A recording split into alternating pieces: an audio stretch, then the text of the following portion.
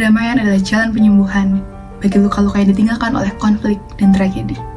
Ia bukan hanya soal meredam emosi, tetapi bagaimana soal membangun ruang aman, saling menghormati dan menyelesaikan perbedaan dengan dialog, bukan dengan kekerasan.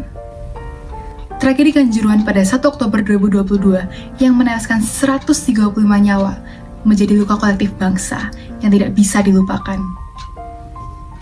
Hilangnya nyawa bukan hanya karena rivalitas semata, tetapi karena kegagalan sistem, penggunaan kekuatan secara represif, dan abainya protokol keselamatan. Dari tragedi itu, kita belajar bahwa budaya damai harus ditanamkan dalam setiap aspek kehidupan. Dalam semangat mengenang para korban, kami mengajak seluruh elemen masyarakat, terutama generasi muda, untuk bersama-sama mendorong gerakan perdamaian. Kami mewawancarai mahasiswa FISIP untuk mendengar suara mereka tentang tragedi ini, dan bagaimana kita sebagai generasi muda bisa menjadi agen perubahan menuju Indonesia yang lebih damai. Salam damai. Halo, nama aku Nugi Molindo, aku mahasiswa Sosiologi semester 4 di Universitas Brawijaya. Halo teman-teman, kenalin saya Muhammad Abdul Lukman, biasa dipanggil Lukman. Saya berasal dari jurusan Ilmu Pemerintahan Angkatan 2022. Perkenalkan, nama saya Muhammad Asbi Ramadan dari jurusan Hubungan Internasional Angkatan 2022. Halo semuanya, nama aku Anindya Faisa, akrab disapa Anin. Aku dari Prodi Ilmu Komunikasi Angkatan 2023. Oke, halo teman-teman semuanya, saya Azhar Zidan dari Ilmu Politik Angkatan 2022. Ketenangan, Keadilan, rekonsiliasi, Kesadaran sih. Keharmonisan, Indah. familiar di aku itu ada GAM atau Gerakan Aceh Merdeka, terus sama si Kamisan itu. sebenarnya salah satu aksi perdamaian yang aku ketahui pun dari studi di politik juga ya, itu terkait waktu itu akhirnya perdamaian di Aceh. Waktu itu ada Gerakan Aceh Merdeka, GAM. Karena saya ikutin itu ada campaign, terus juga ada diskusi publik juga. Kalau yang dari saya ketahui juga ada banyak yang bermacam-macam. Bisa juga aksi simbolik, aksi damai, dan lain-lain. mungkin satu aksi yang pernah aku ikutin ya terkait perdamaian, aku ikut di aksi usut tuntas di tragedi Kanjuruhan tahun 2022.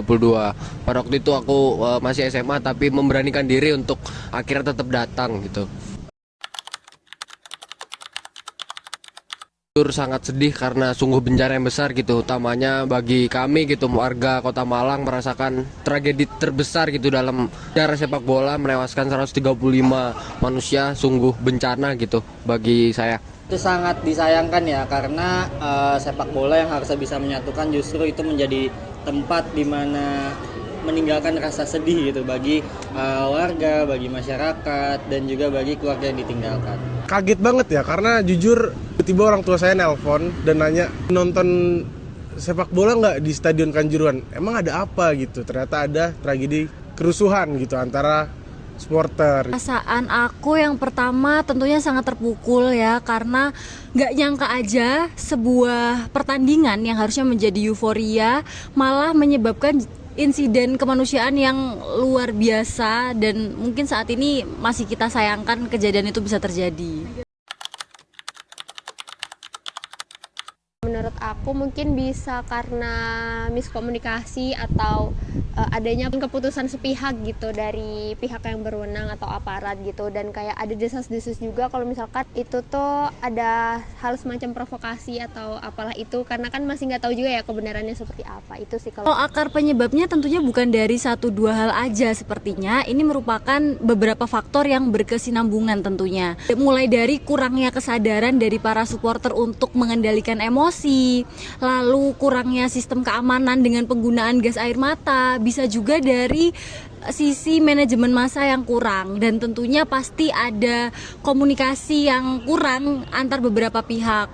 Dan kalau misalnya kita lihat dari sisi komunikasi, kayaknya ini ada masalah dalam komunikasi krisis, karena hal-hal yang disampaikan atau komunikasi yang disampaikan pada audiens itu tidak bisa tersampaikan dengan baik, sehingga menyebabkan situasi yang makin ricuh atau makin chaos, kacau. Kalau menurut saya sendiri ya, kalau di berita-berita kan yang disebarkan kan yang salah ini aparat gitu. Tapi menurut saya semua ini berasal dari kekecewaan para supporter atas hasil pertandingan yang terjadi seperti itu.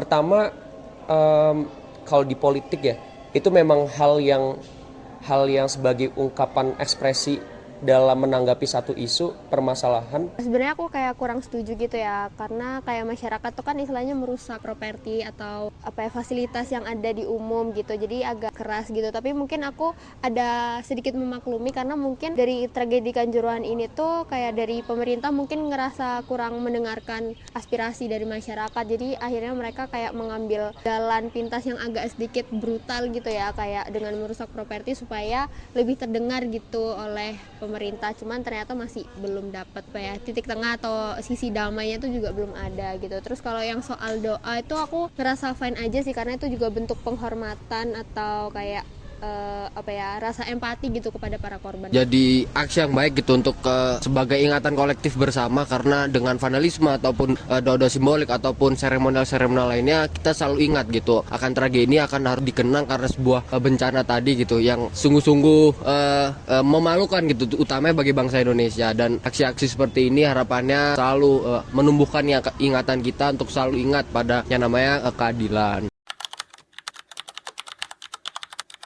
Sebagai mahasiswa, sebetulnya banyak hal yang bisa kita lakukan. Mungkin bisa membuka ruang diskusi secara publik. Terus yang paling mudah dilakukan adalah dengan mengkampanyekan kampanye digital tentang anti kekerasan dan menegakkan keadilan. Bisa juga kita mengangkat cerita-cerita dari para korban untuk nambah respect pada mereka. Yang terpenting adalah sebagai mahasiswa, kita tuh harus bisa jadi penghubung, bukan menjadi provokator yang bikin suasana makin runyam. Kalau ngomongin Kanjuruhan tadi ini, kita nggak boleh menolak lupa. Kita harus terus selalu untuk mengingatkan itu ke teman-teman kita bahwa pernah ada dosa lalu masa kelam. Banyak cara gitu sebagai mahasiswa ketika ingin menyampaikan kepeduliannya, apalagi kita mahasiswa ini bebas untuk melakukan apapun, apalagi kita mahasiswa fisip. Satu, kita bisa buat contoh sekecil membuat at yours. Teman-teman tahu at yours kan?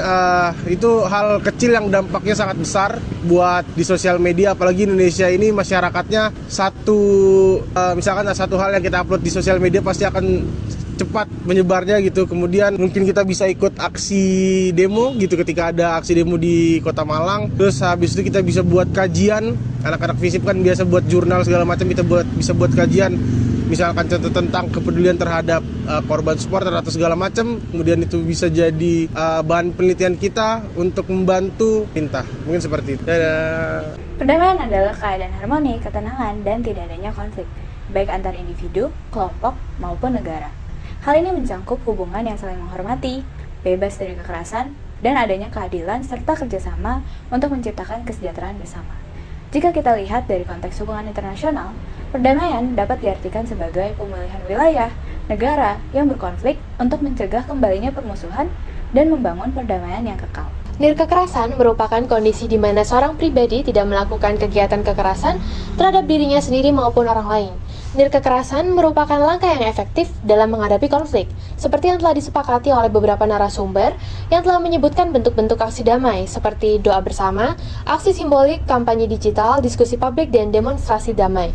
Pendekatan ini mencegah eskalasi kekerasan dan kerusakan yang lebih luas, sekaligus menjadi media penghubung dan penyampaian aspirasi secara konstruktif tanpa adanya provokasi.